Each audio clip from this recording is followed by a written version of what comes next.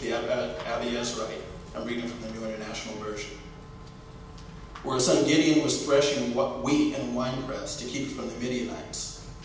When the angel of the Lord appeared to Gideon, he said, "The Lord is with you, mighty warrior." Or in the King James, it says, "mighty man of valor." And I'll explain why I'm saying that a little bit later. But Sir Gideon replied, "If the Lord is with us, why has all this happened to us? What are all his wonders that our fathers told us about when they said, 'Did not the Lord bring us up out of Egypt?' But now the Lord has abandoned us and put us into the hand of Midian." The Lord turned to him and said, "Go in the strength you have and save Israel out of Midian's hand. Am not I sending you?" But Lord Gideon asked, "How can I save Israel? My clan is the weakest in Manasseh, and I am the least in my family." The Lord answered, "I will be with you, and you will strike down all the Midianites together." So let's unpack this a little bit. Pick your own title, figure out what it is. Okay, we're good? All right. Okay, so the situation was Israel had been, kind of up and down. They're going through this time of Judges, and they got to a point where they were enjoying all the blessings of God, and they're like, okay, we're cool. We can kind of go and do our own thing, and figured out that, God wasn't too into that. So all of a sudden, here comes Midian and all these other people, and they started taking everything that Israel had. And it was so bad that they tried to plant a little something here, and here come the Midianites. "Oh, you plant a little wheat? Okay, that's ours now." And they would take it. They would try to do something over here, and it would be taken. And so Israel was just totally under the gun of the Midianites and the Amalekites and everybody else. They were coming, and just everybody was taking and just pillaging everything that Israel had. So they were not in a good place. It was so bad that Gideon couldn't even thresh the wheat in the normal place. He had to go into a place where it wouldn't be seen.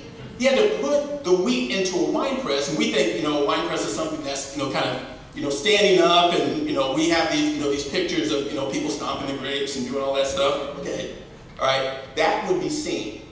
The way that the wine presses were back in the biblical times is they actually were, they were troughs in the ground. And so it was a place where it was completely hidden. Now, Gideon, when you look at it, he was the least likely candidate for doing anything at all. And he said it. He said, "My family is the least in Manasseh, and I'm the least in my family." And what he wasn't saying is Manasseh was the least out of all of the tribes. I mean, it was so bad. Manasseh had a younger brother. Okay, it was just the two of them, Manasseh and Ephraim. And when it came time for the father's blessing, and you know about the blessing of the father? Okay, the blessing of the father always went to the firstborn. The firstborn got half of everything, regardless of how many kids there were. So if there were 50 million kids, firstborn got half, everybody else had to fend for themselves.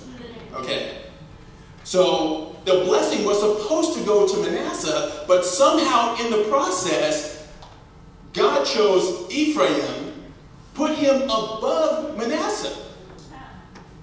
So you have this entire tribe of Manasseh feeling like, okay, we're the bottom of the barrel, and then you have Joash's family, who's the bottom of Manasseh's barrel, and then you have in the family of Joash, you have Gideon. Gideon wasn't feeling too great about himself.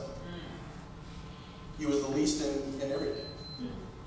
Now remember, when I was here, we were kind of the, forget the expression, but we were the redheaded stepchild of the 5th District. Weren't we? Okay. You had everything going on up in Oakland and San Francisco, and then there was St. James. Nobody expected anything out of us. Okay? But God had a different story for St. James, just like he did for Gideon. Because one of the things that that I didn't realize until I started looking it up is the name Gideon actually means a feller or a hewer, like somebody who would chop down trees. So it's somebody who was going to be strong. So during his entire life, when all of this stuff was going on, people were saying, hey, strong one. Hey, knocker down of trees. Can you come over here? Hey, you, the one who's able to take down these strong and mighty things. Can you come over here? His very name, just by saying it, was saying that there was some strength around him. So, Gideon, the one who's supposed to be knocking down trees, is taking these little stalks of wheat and he's threshing. And then all of a sudden, here comes this angel. Sitting under the oak tree and he's watching. Hey, I'm getting it. He's looking around. Okay. Maybe you guys haven't seen it. Okay, yeah, let's do this. And then here comes the angel. Hey! How you doing? You gotta imagine he wasn't too happy about that. It was scary. He says, God is with you, you mighty man of valor. So, 3 things. 1, God is with you. You're a mighty man, and you're a man of valor. So, you're a mighty man, which means he recognized that there was some physical strength there. A man of valor is, when you look up valor, it actually means someone who has some internal strength.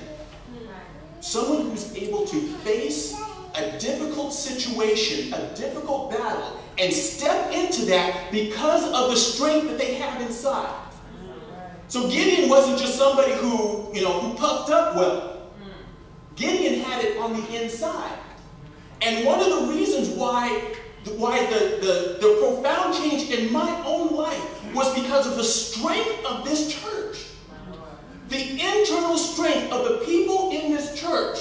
Not just of the people who were there at that time, but it's a character of this church that has always been strong, that has never stood by to say, well, you know what, other people can do that. No, this church has always been a forerunner, has always blazed the trail, has always tried to do something new because of strength that was inside. And that's the type of strength that is put into every single person who comes into this church. Was internal strength. And God recognized that. A man of valor. St. James, you are a church of valor. Pastor, you are pastoring a church of valor. Internal strength. You're not dealing with a bunch of weaklings here. You're dealing with some very strong warriors. And as you go before them, they're going to come right beside you and right behind you, and they're going to blaze that trail. As God gives you that vision, they're going to take that vision, they're going to run with it, and they're going to see that through to completion. That's why you're here. Because what God has given you, He's also given this church the strength to complete.